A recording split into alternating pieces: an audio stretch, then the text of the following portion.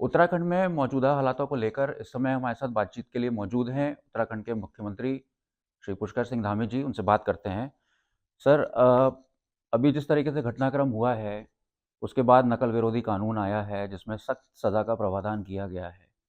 इससे क्या भर्तियों में आगे जो है वो जिस तरीके से छात्रों का भरोसा उठ रहा है भर्तियों के ऊपर, उसको रोक पाएँगे हम? देखिए, हमारे लिए सबसे बड़ी प्राथमिकता है कि छात्रों के होने वाले जितने भी एग्ज़ाम हैं, प्रतियोगी परीक्षाएँ हैं, वो सारी पारदर्शी तरीके से हों। 2015-16 से लगातार भर्तियों में घपले, घोटाले, पेपर लीक, पेन ड्राइव से नकल, पेपर फिक्सिंग ये सब लगातार चल रहा था। इसकी शिकायतें भी होती थी, लेकिन जाँच नहीं होती थी। हमने छात्रों के द्वारा जब मुझे बताया गया तो मैंने इस पर जाँच करवाई और जब जाँच में प्रारंभिक रूप से कमियां पाई गई, गड़बड़ियां पाई गई तो हमने ये जाँच पूरी एसटीएफ को सौंपी। एसटीएफ ने इस पर काम किया और पुलिस ने 60 लोगों को अभी तक इसमें जेल में भेजा है। 60 लोगों को जेल में भेजा और इसके पीछे हमारा हेतु था कि हम छात्रों के बेहतर भविष्य के लिए ये इस प्रकार का लगा हुआ कैंसर, ये दिमाग पूरी तरह से साफ होना चाहिए। और जहाँ पर भी ऐसी शिकायतें मिली हमने तत्काल जांच करी। ये सब मैंने युवाओं के भविष्य को ध्यान में रखते हुए किया। हमारे बेटे बेटियों के लिए अच्छे पारदर्शी तरीके से एग्ज़ाम हों। उनकी जो एक गरीब माता पिता के बेटे बेटी की जो पूंजी है, जो धन है, वो शिक्षा है। उस पर किसी प्रकार की डकैती नहीं होनी चाहिए, लूट-पाट नहीं होनी चाहिए, पेपर लीक नहीं होना चाहिए, पेन ड्राइव में नकल नहीं होनी चाहिए। इसलिए हमने आगे भविष्य के लिए भी तय किया कि हम इस पर भारतवर्ष का सबसे सख्त कानून लाएँगे, जिसमें नकल करवाने वाले जो गिरोह हैं, माफिया हैं, उनको 10 साल तक की कैद हो, उनकी सारी संपत्ति जब्त हो और जो इसमें परीक्षा में भाग लेने वाले उससे संबंध पाए जाएँगे या नकल में संलिप्त पाए जाएँगे, नकल करते, कराते जो भी होंगे, उनको अगले 10 सालों तक किसी परीक्षा में भाग लेने का कोई अवसर नहीं होगा।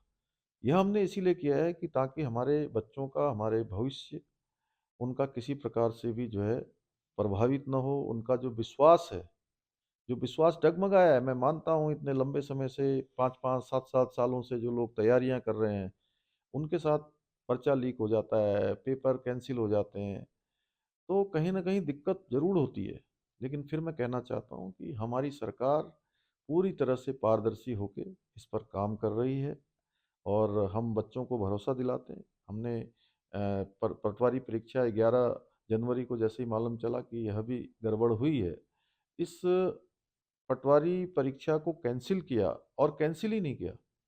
ठीक 1 माह के बाद 12 फरवरी को उसकी अगली तिथि भी घोषित कर दी। इसके पीछे हेतु था कि बच्चों का किसी प्रकार से भी जो है समय बर्बाद ना हो। तय समय पर उनकी परीक्षाएँ हों, तय समय पर उनको एग्ज़ाम में बैठने का मौका मिले, तय समय पर अपनी सेवा देने का अवसर मिले। और इतना ही नहीं, हमने परिवहन निगम की सभी बसों में आने-जाने की भी जो है हमने किराया भी उनका नहीं निःशुल्क किया है। परीक्षा के जो फॉर्म हैं, वह भी निःशुल्क किए हैं। इसके पीछे हमारा हेतु यही है कि जो खोया हुआ उनका विश्वास है वो प्राप्त हो और आगे सभी परीक्षाएं निष्पक्ष होंगी। परसों 12 तारीख को जो परीक्षा होनी है, मैं सभी बच्चों से, सभी से, बेटे बेटियों से, परीक्षा में भाग लेने वालों से अनुरोध करता हूँ कि वो सब लोग अपनी परीक्षा की तैयारी करें।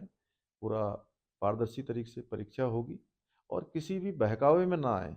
बहुत सारे लोग आज छात्रों को, छात्राओं को आगे करके तमाम प्रकार से जो इस प्रकार के काम करवा रहे हैं, वो निश्चित रूप से कहीं न कहीं छात्रों के भविष्य के साथ खिलवाड़ कर रहे हैं। इसलिए ऐसे लोगों से उनको सावधान भी रहना है। हाँ, ये ज़रूर है कि जो देहरादून में घटना हुई है, उसके लिए हमने मजिस्ट्रेट जाँच के आदेश किए हैं और जो भी अधिकारी या जो भी उसमें दोषी पाया जाएगा, उसके खिलाफ कार्रवाई होगी। सर, इससे पहले जो बुधवार को रात को छात्र जो हैं शांतिप्रिय तरीके से धरना दे रहे थे, उसके बाद पुलिस वहाँ पहुँचती है, पुलिस उनको वहाँ से हटाने की कोशिश करती है और छात्रों का आरोप है कि पुलिस ने धक्का-मुक्की करी, लाठीचार्ज करा। आपने जो मजिस्ट्रियल जाँच के लिए आदेश ज़रूर दिए हैं, लेकिन छात्रों का कहना है कि कहीं न कहीं जो है वो कानून व्यवस्था को लेकर जो है वो सिस्टम जो होना चाहिए पुलिस ने बर्बरता की है। तो इसको लेके कोई सख्त एक्शन आप उठाने जा रहे हैं? नहीं, इसीलिए हमने मजिस्ट्रेटियल जांच के आदेश किए हैं। इसमें जो भी दोषी पाया जाएगा, कोई भी अधिकारी हो, जिसकी भी जिम्मेदारी होगी, अगर किसी ने गड़बड़ी की होगी तो उसके खिलाफ कार्रवाई होगी। कहीं किसी भी प्रकार से किसी को इसमें शक नहीं होना चाहिए। सर, लगातार सीबीआई जांच की मांग कर रहे हैं। छात्रों का कहना है कि यूकेपीएससी और यूकेएसएससी में रिफॉर्म्स होने चाहिए और क्योंकि ज़्यादातर छात्र आपकी तरफ इस समय देख रहे हैं एक उम्मीद से कि यूकेएसएससी और यूकेपीएससी में रिफॉर्म्स होंगे और ये जो जांच है वो सीबीआई के पास जाएगी जिससे सारी परीक्षाओं की जांच हो सके। तो कब आप ये एक्शन लेंगे या आप इसके बारे में सोच रहे हैं? देखिए, सबसे पहले तो मैं आपको बता दूं कि सीबीआई जांच को लेकर कुछ लोग जो छात्रों के नाम पर राजनीति करते आए हैं, वो माननीय न्यायालय में गए थे, उच्च न्यायालय में गए थे, और उच्च न्यायालय ने सभी पक्षों को सुनने के बाद हमारे जो पुलिस उस पर काम कर रही थी, एसटीएफ काम कर रही थी, उनके पक्ष को भी सुना और उन लोगों के पक्ष को भी सुना जो सीबीआई जांच चाहते थे। और अंततः माननीय न्यायालय ने कहा कि इस पर जो भी जांच चल रही है वो जांच ठीक चल रही है, इसलिए सीबीआई जांच की आवश्यकता नहीं है। अगर माननीय न्यायालय हमको आदेश करता तो हम न्यायालय के आदेशानुसार काम करते। इसलिए वह तो अब प्रश्न नहीं है कि सीबीआई जांच हो, और चूंकि माननीय न्यायालय के द्वारा इस पर आदेश आ गया है। हाँ, ये ज़रूर है कि छात्रों ने 2-3 दिनों से जो बात हमारे सामने रखी थी कि नकल अध्यादेश आना चाहिए, तो नकल अध्यादेश पर हमने अनुमोदन दे दिया है और वो अनुमोदन देकर माननीय राज्यपाल जी को अग्रसारित कर दिया है कि उनका भी अनुमोदन हो जाए। तो वो अध्यादेश हमारा बन जाएगा। एक तो उन्होंने अध्यादेश की बात करी थी, हमने अध्यादेश कर दिया। उन्होंने छात्रों की मांग थी कि वहाँ से परीक्षा नियंत्रक व यंत्र हटाया जाए, वह भी हमने कर दिया। तीसरा हाई कोर्ट के जज से भर्ती कराने की बात थी, वह भी हमने करा दिया है। और जो परीक्षा प्रश्न पत्र बनाया जाएगा, जो प्रश्न बैंक बनाया गया है, क्वेश्चन बैंक, उसके बारे में जो आयोग के अध्यक्ष हैं उनका स्पष्टीकरण, या मैं कहूँ कि उनका बयान आ गया है कि वो उन्होंने बदल दिया है। इसलिए उनकी जितनी भी बातें हैं, सभी पर सरकार ने सकारात्मक रूप से हमने काम किया है। और इसलिए मैं सभी से कहना चाहता हूँ कि सरकार की मंशा साफ है। पहले जो होता होगा होता आया होगा, लेकिन अब ये हम सुधार रहे हैं, इसलिए सरकार के ऊपर सब लोगों का भरोसा होना चाहिए। और सभी छात्र छात्राएं आगे के लिए निश्चिंत होकर अपनी परीक्षाओं की तैयारियां करें। वो पारदर्शी तरीके से होंगी, मैं उन सबको विश्वास दिलाता हूँ। सर, लगातार छात्र जो हैं वो प्रदर्शन करते आ रहे हैं और सवाल भी कर रहे हैं। आपने अभी जवाब दिया सीबीआई को लेकर और यूकेएससी, यूकेएसएससी, यूकेपीएससी को लेकर। अंत में आप छात्रों को क्या मैसेज देते हैं? क्या वो आगे की परीक्षाओं को लेकर वो भरोसा कर सकते हैं? क्योंकि वो लगातार बॉयकॉट कर रहे हैं परीक्षाओं को, क्योंकि उनका कहना है कि परीक्षाओं पे हमें भरोसा नहीं है। तो आज क्या मैसेज देना चाहेंगे आप? सभी छात्र, मेरी जानकारी में आया है कि सभी छात्र और छात्राएं जो विभिन्न कोचिंग संस्थानों में अपनी कोचिंग ले रहे थे, वो आज अपने अपने घरों के लिए चले गए हैं। 12 फरवरी को उनका एग्ज़ाम होना है। सभी अपने एग्ज़ाम में भाग लें और किसी भी तरीके की अब कोई धांधली की आशंका नहीं है। पारदर्शी तरीके से परीक्षाएं होंगी, और यही परीक्षा नहीं, आने वाली जितनी परीक्षाएं होंगी सभी पारदर्शी तरीके से होंगी, पूरी तरह से साफ सुथरी होंगी, कोई धांधली नहीं होगी। मैं सबको विश्वास दिलाता हूँ। सभी लोग अपने अपने परीक्षाओं की तैयारियां ठीक प्रकार से करें, मेरी सबको शुभकामनाएं हैं। किसी के बहकावे में ना आए। कुछ लोग आज जिनकी ज़मीन गायब हो गई है, वो हमारे इन बेटे बेटियों को आगे करके इस प्रकार का काम कर रहे हैं। मैं अपने बेटे बेटियों की संपूर्ण चिंता कर रहा हूँ, संपूर्ण तरीके से देख रहा हूँ कि उनके साथ, उनके भविष्य के साथ किसी प्रकार का कोई खिलवाड़ न हो, किसी प्रकार की गड़बड़ी न हो। जो पिछली जो गड़बड़ियाँ हैं उनको ठीक कर रहे हैं। इस कैंसर रूपी जो ये मैं कहूँ कि खराबी इस सिस्टम में है, उस पूरे सिस्टम को ठीक करने के लिए हम काम कर रहे हैं। इसमें सभी को अपना सहयोग देना चाहिए। आपको लगता है कि ये राजनीति के तहत प्रेरित किया गया है? कौन कर सकता है इसके पीछे?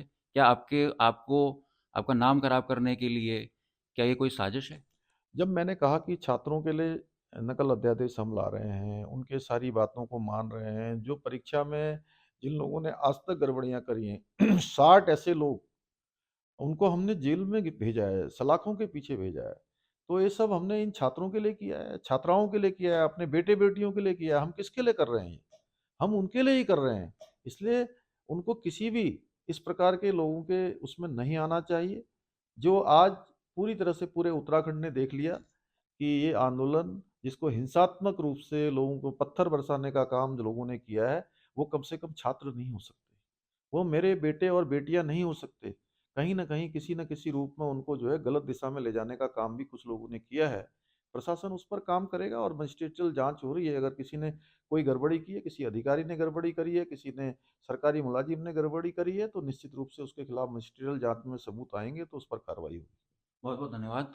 तो मुख्यमंत्री पुष्कर सिंह धामी ने साफ शब्दों में जो है वो बात अपनी रखी है। उनका कहना है कि छात्रों की मांग थी कि नकल विरोधी कानून सामने आए। सरकार एक मजबूत नकल विरोधी कानून सामने लेकर आई है। मुख्यमंत्री पुष्कर सिंह धामी जी ने लोगों को मैसेज भी देने की कोशिश की है कि सरकार पे भरोसा रखें और जो परीक्षाएँ हैं, वो आगे जो परीक्षाएँ होंगी, उनमें धांधली नहीं होगी। सरकार पे भरोसा करें और वो सरकार जो है, उनके भविष्य के लिए ही काम कर रही है। अंकित शर्मा, देहरादून से।